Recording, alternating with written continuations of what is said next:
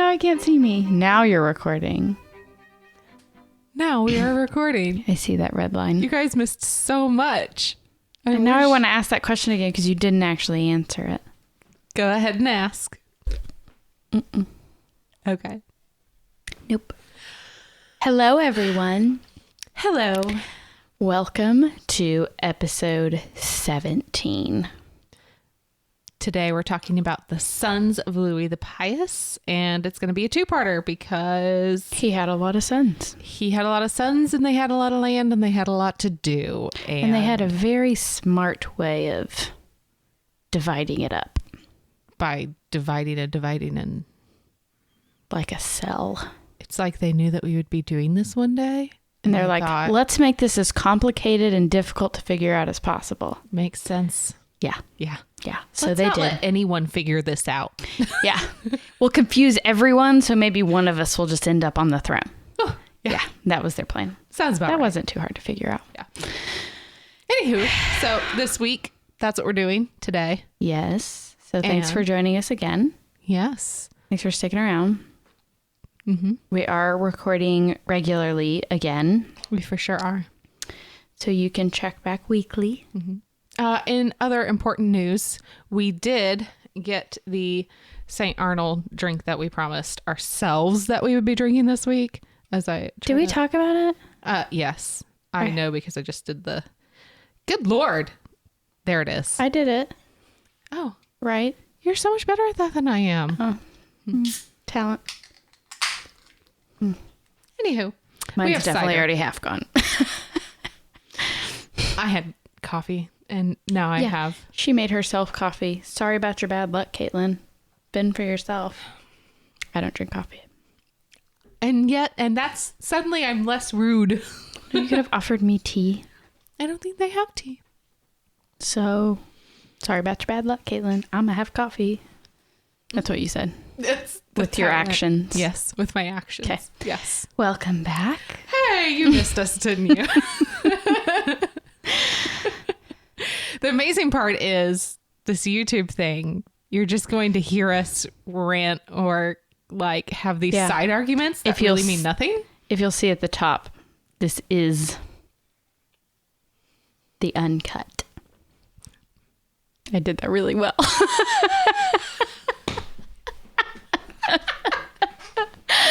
Yes.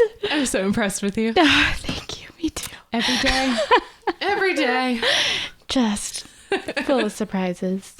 Okay, so moving right along into the episode. Last week we talked about Louis the Pious, The Pious. and he died, as they all do, at the end of the episode. We're going Yes. to backtrack a minute and talk about his sons, who obviously were born before he died. It's how it happens typically. Yeah. But it will be a two-parter because there are a lot of them and they do a lot of things. Mm-hmm. Yeah. So, diving right in, whilst I open my notes, I'll just use yours. Oh, yeah, you can totally do How that. convenient. Yeah. We're starting with the first son. We mentioned Lothair. him. Did we mention him last time? Yeah. Yeah. Lothair.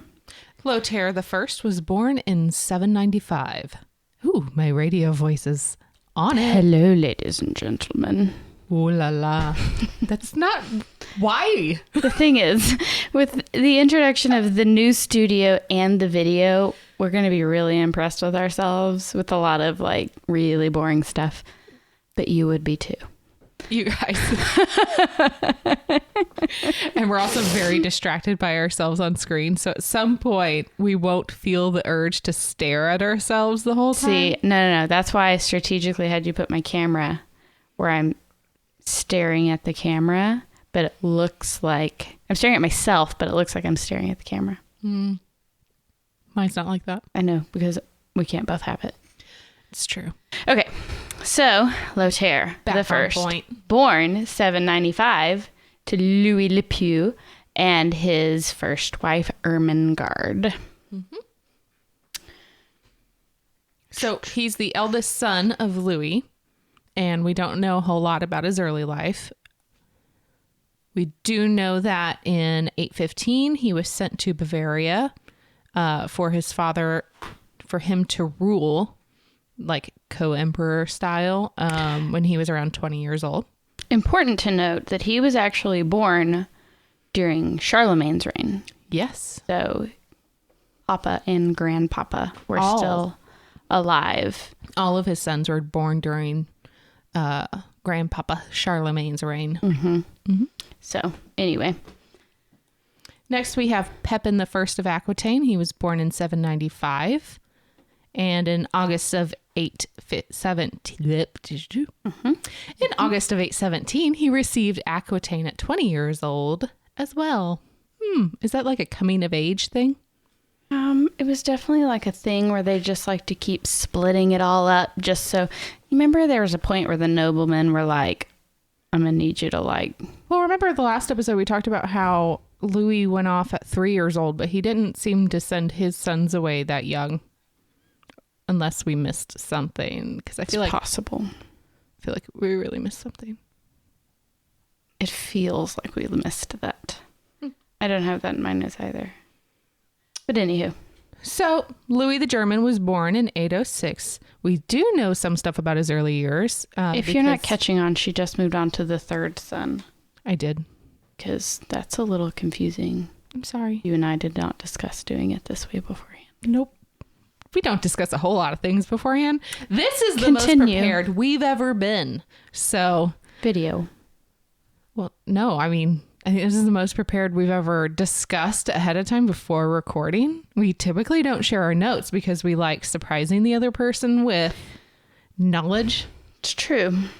But you've gotten me a little razzled because I'm normally in charge. And you're just kind of running with it. So I'm just going to hang out. I'd love for you to take it off. Drink my St. Arnold. And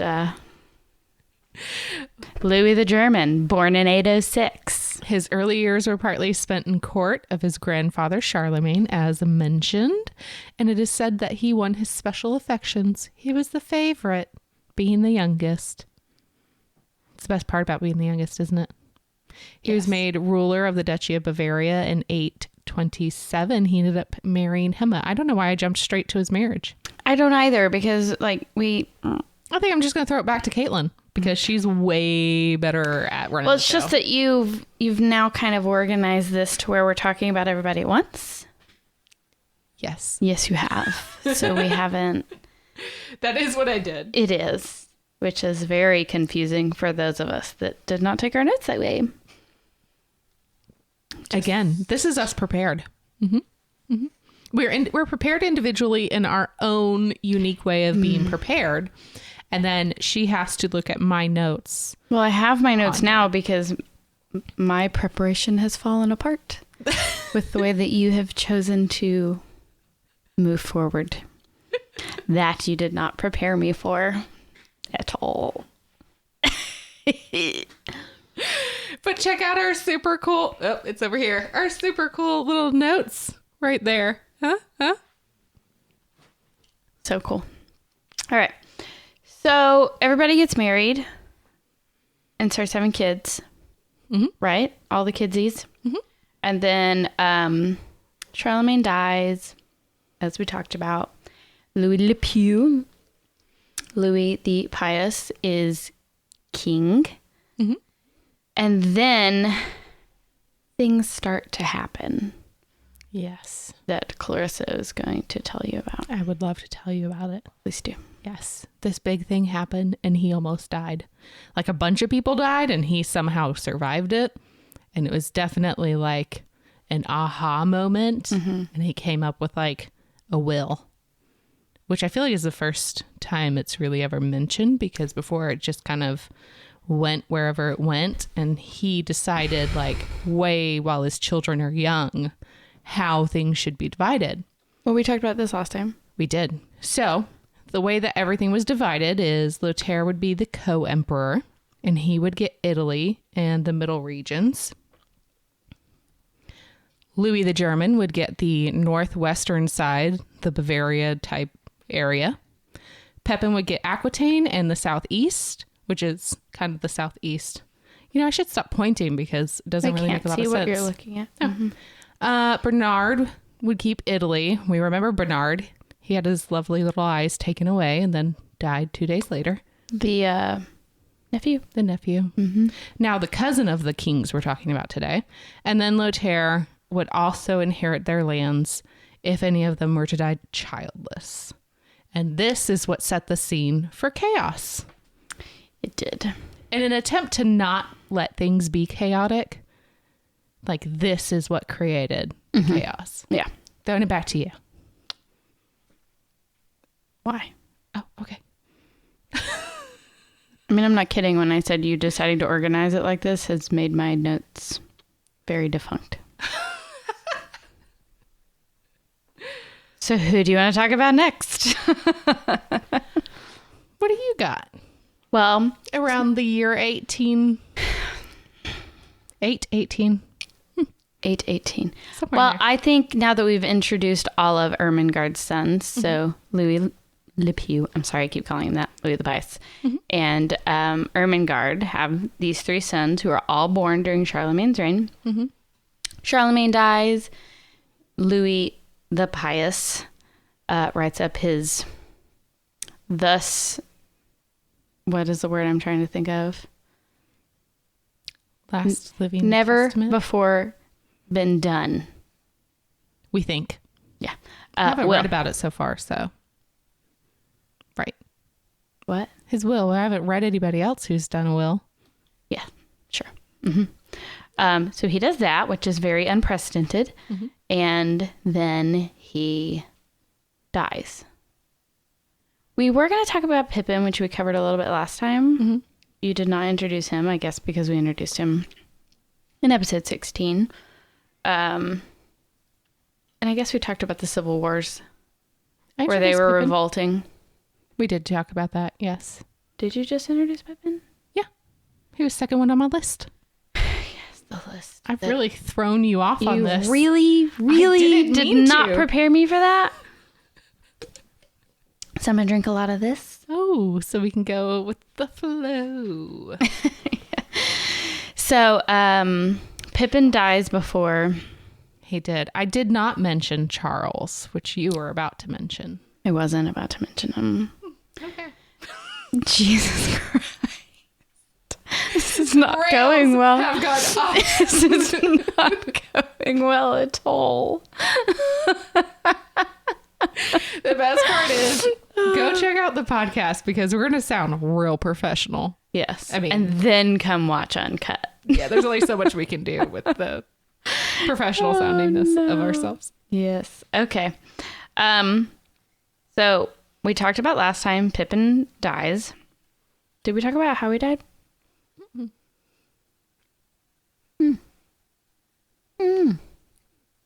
What you got on death over there? That I might have something. She might have something. I might have something Tell on us that. all I actually about think he that died death. in battle. Where am I remembering that from? It feels right in my It bones. feels like that's what happened. He died in the mini civil wars and revolts that they were doing. And he had 2 sons, but both were minors, very, very young when he died. And so his land that he was given was given. Should have, per the will, it should have been given to, that just sounds so wrong. It should have been given to. It should have gone to Pippin's sons because he had 2, but they were so young at the time, and Louis the Pious was trying desperately to give something to Charles the Bald because it kept creating the chaos. And we have not introduced yet. Well, that's why the civil wars were going on. So basically, his land was supposed to go to either his sons or it should have gone to Lothair because he was co-emperor.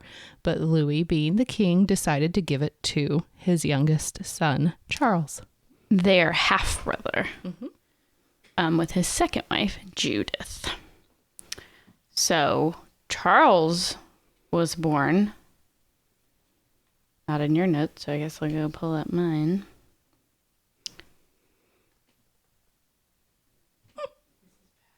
really did skip over him. And after I specifically told you, Charles II the Bald was born June 13th in 823. So that's after Pepin died. No, Pepin got married in 822. Oh. Not going well. This is not going well. Totally. I'm so sorry, world. I blame you. You stumbled across this and everything is just falling apart. This is like the worst train wreck. It's not good. No. Bear with us. You will get some information and at some point we will entertain you. Will be entertaining. Well, is it not entertaining already? It's like watching that video that was so popular when we were in high school. Boom goes the dynamite. That was a train wreck. And it was awesome. We hope you feel the same about us. Yeah, I would be very happy to be right up there with the boom goes the dynamite basketball game. Yes. Okay, so he was born in Frankfurt. As discussed, Pepin and Lothair and Louis the German were already adults, and they already had been assigned their kingdoms. And we have a lovely display of said kingdoms right now. Hello. Hello, Francia. How This you is doing how over there? everything was divided when Louis the Pious died. However, him, as you'll recall from the last episode, him trying to get Charles in on the action did not go well. Lots of civil wars. And then, but I think eventually he quashed. Yeah. Yes. The So rebellion. eventually Lothair, who was stirring up most of the trouble, jumped in there and said, no, I'm going to back Dad because I lost so many times and I lost most of my land. So he backs Dad at the very end and gets his land back and his co-emperor title. As promised. Back. Yep. As promised, which is Louis was deposed. And so the sons just could not get on board with Charles the Bald getting anything. They wanted it left alone. And then they were really unhappy. If you take a look at our lovely map, there is Pepin, which is his coin. He doesn't have a picture. I couldn't find a picture anywhere. So his coin is conveniently being hidden behind Charles the Bald. I'm like, I don't see who a is coin. not bald. And it now says Charles the Bald's kingdom in blue because he's the one that took it instead of the sons. Yeah, when by Pepin the end died. of Louis the Pious's death. Yeah. Yes. If that was clear. See, I'm hoping that our lovely image over here is useful. Imagine us today without it. If you think it's chaotic before, this is helpful for both of us. Yeah, super helpful. I imagine it's helpful for you, our lovely listener. So do you want to tell us about the text on here, which is the Treaty of Verdun? Verdun? I know you went with Verdun. I do not agree. I definitely thought it was Verdun. I don't know, but I'm going to go with Verdun.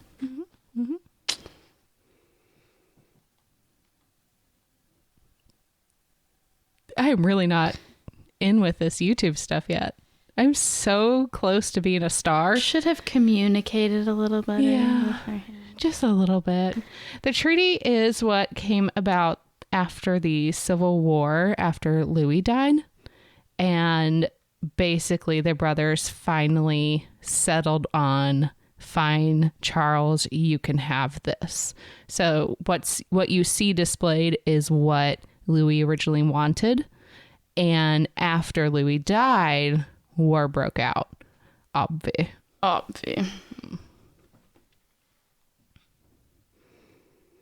So war broke out. Yes. That's not good. No, it's never good. Except for when, it gets, the dust settles and everybody can finally be happy with the land that they do have. So at one point later on, we have Ludwig the German's kingdom. And by Ludwig, I mean Ludwig. Louis. Thank you. Yes. Louis and Charlie join forces against Lothair because everybody wants to do that all of the time, and that's just so the way it Dad's is. dead. Lothair's in charge. Let's gang up on him now. Mm-hmm. Because Lothair attempted to just take over everything. Yeah. And he was like, Dad's dead, now I'm king. Forget that whole mess about dividing it. Yeah. He was more so, remember that whole co-emperor thing? I'd like to go ahead and just be sole emperor now. How does everyone feel about that? Everybody else can just, be sub-kings. Yeah. And they weren't on board with that. And then they went back to war, and we have our lovely treaty. Of Verdun. Verdun. So Treaty of Verdun signed August of 843. Lothair received the imperial title and a little bit more land, but everybody else got to keep their as assigned territories, right? Mm-hmm. Then I think Lothair ends up giving Italy, as is the custom. King of Italy goes to his oldest son. Mm-hmm. So we're still dividing like cells. Mm-hmm. Just keep splitting and dividing. Yep. It's just what they do. Yep. So what else you got? So there was this lovely bit just a little bit before the treaty was reached. The Oaths of Strasbourg. And this is special because it was written in 3 different languages. So something that we've hinted at in other episodes is this is such a big area and there are so many different cultures living in it. There are different languages. So this is an oath that was put between the brothers that they would stop fighting so that they could reach like a treaty. And it was written in medieval Latin, Old Gallo-Roman, and Old High German. The historical nature of this meeting was made more remarkable by the additional separate pledges that were scripted for the monarch's armies in their respective vernaculars. To that effect, each soldier... Those were not words that were going to come out of my mouth evenly. But they did, very impressively. Should their own respective lord or king unilaterally break the oath, they needed to pledge not to break it, basically. Like, you can't follow them. So whoever breaks the oath. The oath wasn't just for the leaders. The oath was also for the soldiers. If your monarch does the wrong thing, you can't follow him. It is, or you're not required to. Yes, like he can't off with your head for treason. Yes, if you don't follow him. Yes. Interesting. Yes. So Louis the German may be called the founder of the German kingdom. Am I skipping ahead of you? Well, just to be clear, we've moved from Lothair to Louis. We can go back to Lothair. No, just to be clear. Oh, yes. So, brother number 3, Louis the German. Brother number 2, Pepin, is dead.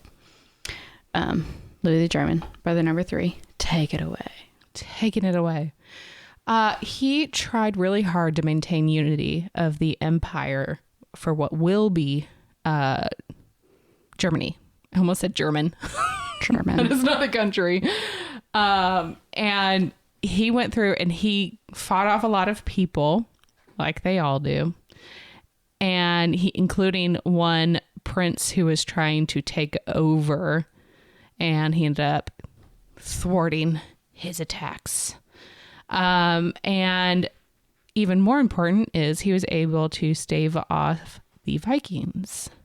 Oh, those Vikings. Uh-huh. The Vikings you all know and love. Yes, the ones we've been waiting for. And we have mentioned, possibly. It's possible. We've mentioned them, but it might be in an unaired episode. But our buddy from Vikings from the History Channel Finally makes his appearance. does finally with his attack on Paris, which was like season 5, season 4, something like there. Something like there. Yep. Something like that. So on that note, we have the Viking siege of Paris and our real life Ragnar Lothbrok.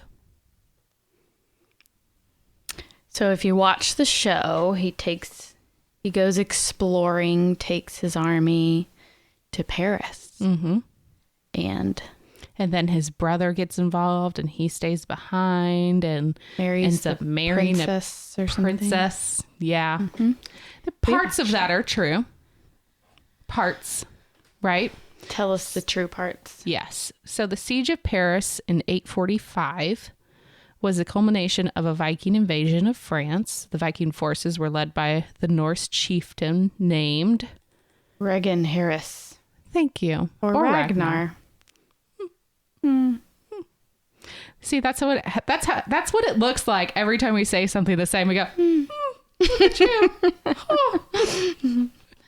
Look at us being on the same page and, Never prepared. happens. Never happened. Because this looks prepared. Feels much more prepared than it did earlier, that's for sure. You know what I don't like about the video is you can see how often I take a drink. You can't sneak it anymore. Everybody knows. Everyone sees me. So this is the potential influence for the History Channel character Ragnar Lothbrok, which I believe we've stated many times at this point, but it is a potential inspiration for the Old Norse Icelandic guy. They have the same name. Yes, he was really named after him. A little more than just an inspiration, right? I agree. But I mean, that's technically what they say. They did take like a couple different people and merge them into the story of the series to make it, more exciting. Okay. So Ragnar's fleet of 120 Vikings ships, which you can see depicted in our lovely picture over here with Charles next to it, because he is the one reigning, sailed up is that a river? The Seine. The River Seine. Thank you. And then marched up the river and, destroyed things as they do. Just go watch the season 4. Is it 4? I think 4 or 5. I feel like it's 2. No. Really? No, because the beautiful blonde is still his wife in 2, and she's not when they... Definitely at least. It's been a while 4. since I've seen it. I didn't finish it. Anyway. So the Frankish king, Charles the Bald, assembled a smaller army in response, but after the Vikings defeated one division comprising half of the army, the remaining forces retreated. So I guess the part that Charles is ruling now is present-day France. Yes. Which is true because he does inadvertently end up his line ends up the Frankish line, which we'll go into a little more in part 2. So the Vikings did reach Paris at the end of an entire month during Easter weekend. They plundered the occupied city and... Well, I guess the Vikings don't celebrate Easter. No, they didn't really care. They thought, oh, you have a thing going on? That means there'll be lots of partying. Who died and rose again?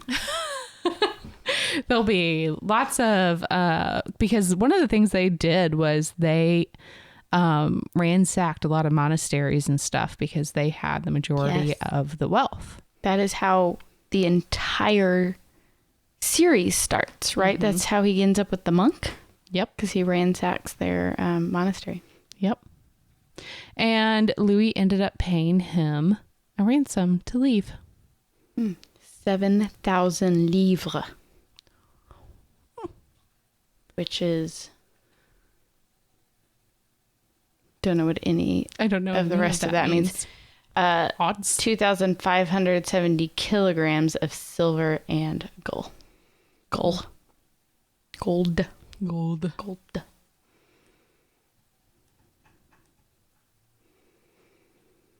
At one point, this is what I was looking for. It's funny because your notes down here say Ragnar Lothbrok, but up there they say Lodbrok. Lodbrok. I do pull from different sources, so. Interesting how different people, It is. record that stuff. It is. So, at one point, Rollo's involved. Rollo. Who remembers Rollo? Rollo. YOLO. Ragnar Lothbrok's brother. Yep. He's so From vengeful. the same mother. Yep. Charles grants him some land to come to Norman, and that section would eventually be called Normandy, or the land of the Norsemen, in exchange for his protection against... Never put that together. Sorry, that excited me. I figured a linguistic thing. I should have paused for your... Give me a reaction time. In exchange for his protection against any future Viking raids after... that is too far in advance. Yeah, we're a little past, but we'll finish the story. Yeah, we will. We're talking about... Why do I keep doing this today? We jumped ahead some years in this little bit of the story. The Viking bands still made a lot of incursions into West Francia, but Rollo protected Paris and the surrounding areas as he had promised. From other Vikings? Yes. While Ragnar went home. Yes, Ragnar went home and he stayed. And while this does jump ahead a little bit, because now my article's talking about 911 current era. 9/11 current era, the year. Mm-hmm. But Rollo was during this time, and he did stick around and protect the lands. And then, he lived longer. So as is happens. Yeah. As is happens in the TV show. Yes. Does. So Just backtracking a bit. Yeah. Backtracking a bit, because that was really about Vikings and Charles. Yes. Some of his struggles as king. Yeah. Of that happy dance. So back in Francia, we still have Lothair ruling. Pepin has died. Mm-hmm. And now death comes knocking at someone else's door.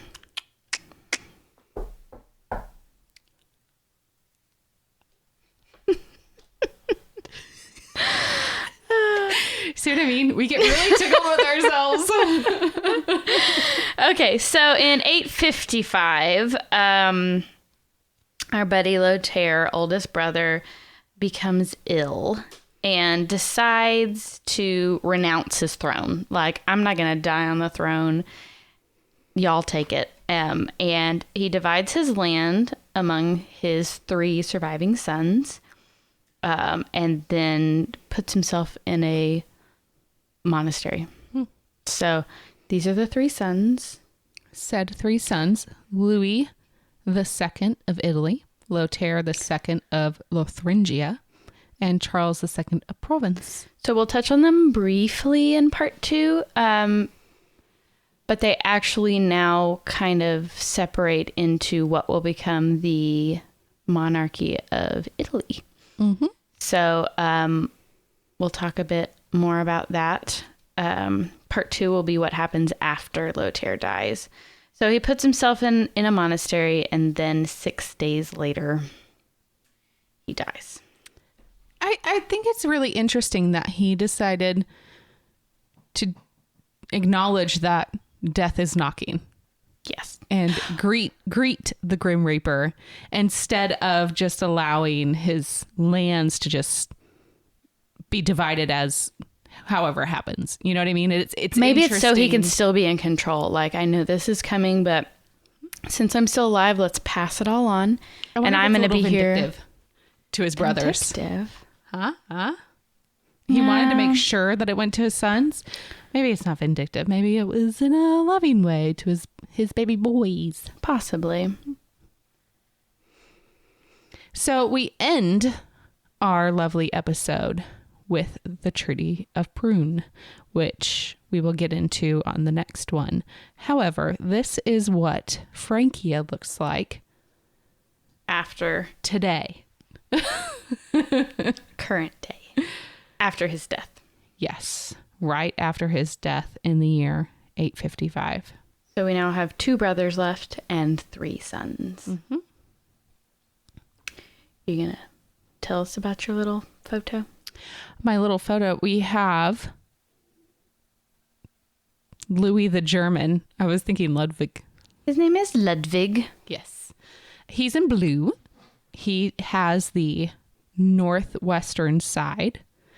We have in Lothair yellow. I'm sorry, I have to interrupt you. Are we still recording? Yes. Okay, there's just a weird red line. You're freaking me out. I'm sorry, but it wasn't there before. You're good. Okay, sorry. Don't scare me like that. I'm sorry. Although, would it be the worst thing? It's just that I could catch it now and we don't have to panic or... Okay, anyway. Well, what's funny is... It's happened. It is what it is. Okay. Yes. So then we have Charles over here in Aquitaine.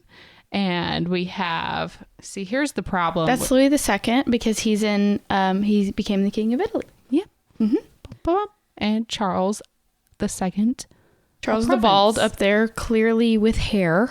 Yes. Yes. Oh, I did find another reason why he could have been called Charles the Bald. I found a couple. Tell me about it. One being irony. Yeah. They called him bald because he was quite hairy. And the other being the same. Is this what you found? Go for it. Yeah. The other Take it away. The other one being that he was bald of land because he was the second. He was the son of the second wife, so he had to kind of fight it out to get a little land out of the deal. He was figuratively bald when it came to inheriting land. Lacking his land, like land his slash what hair he was entitled to. Yes. And then I even found someone talking about Maybe how it's a Samson kind of thing. oh, You know, maybe. the hair, the power. Yeah, maybe. Could be.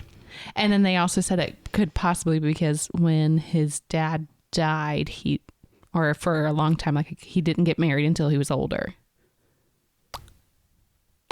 And he didn't have kids for a while. So he was lacking in children? He was lacking in things. Okay. Anyway. Okay. Anyway, that's him up in the corner. Yes. And then the other 2. Here's the thing. That is so helpful for me. Okay, so Charles is at the bottom. Go back. So Charles is down here In purple. in present day Greece. Huh. Yeah. Ish. And then the other one, Lothair the second. in yellow. Yellow And in Louis II of Italy. Yeah. We already talked about him. Down there in pink. Okay. Yeah. So tune in next week for part 2 where we talk a little bit more about Louis the German and his exploits and then Charles the Bald. Yes. We're down to 2 kings. It's almost like our Game of Thrones episodes. Mm-hmm. It's going to end better though. And it will be far more prepared because we understand what went wrong this time. Clarissa jumped the gun. Someone's going to communicate with me what we're going to do. Yep. So, moving right along. moving on to our relevant tidbit. Relevant. Tidbit. They're relevant. Tidbit. Yeah. Ba-ba-ba-da-ba-ba. I got really excited about singing my song and didn't pull my notes up. You didn't. Mm-mm. You're going to have Starting to move off. them over so I can see them. Thank you. So, starting off again, part 2, or point number 2 of 12. Of what we started last week. Yes. 12 bizarre medieval trends from Francis White. In From All Lines. About History magazine. Oh, look at you. That's what it says right there. It does say that right there. Right there. From livescience.com. Or live. I think live. I like live. I think live. So point number 2. Go, Caitlin. Fabulous men's fashion. Clothes were hugely important to the medieval elite, as it was a way of displaying their wealth and overall superiority over the poor.